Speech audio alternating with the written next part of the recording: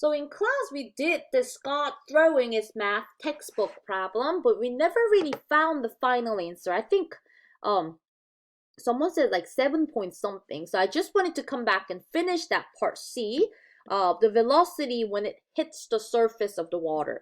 So what we did was we set this quadratic equal to 0 because when the book hits the water, the height of this book from the water is 0. And then what we did was we set up the quadratic formula. Remember, the quadratic formula is negative b plus or minus b squared minus 4ac all divided by 2 times a, right? So this was just me typing in the quadratic formula. Now I'm going to type this into a scientific calculator so that I can get 2 answers. One from the positive branch, the other from the negative branch. So take a look. This is how I'm typing. Let me show you my calculator a little bit bigger.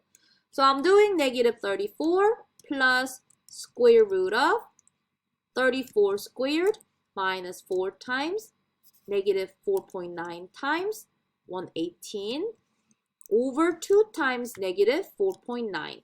I'm going to copy this, and I'm going to do the second lines, but just to change the symbol to negative.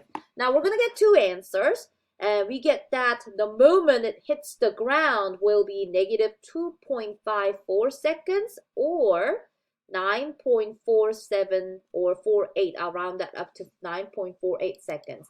Now we're talking about t, which stands for time. Okay, I'll change that variable to t.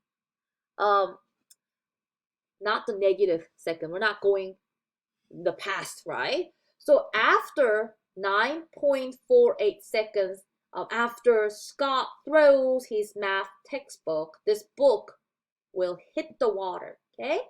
So that is when this book will hit the water. They want you to find the velocity of this book at that moment, okay? So given that t is equal to 9.48, oh gosh, I don't have the velocity function here because we did that in class. But don't worry, we can quickly come up with that velocity function by taking the derivative of the distance or the position function. So the velocity function is going to be the derivative of this position function, which I multiply this times that is negative 9.8t plus 34. So what we want to find is the velocity at 9.48 seconds. So how fast is this book hitting that surface of the water? Okay. So if you type that in to your calculator, I get negative 9.8 times 9.48.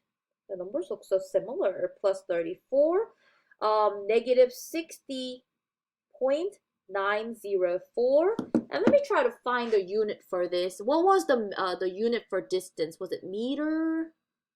Yep. So it's gonna be meters, and t is in seconds. So we're gonna say meters per second. Okay, so that is how fast this book is hitting that surface of the water when it hits the water. Okay, so part A, B, and C, we did it in class, but I wanted to record a short video finishing that part C because we ran out of time and to figure out the actual t values. Okay.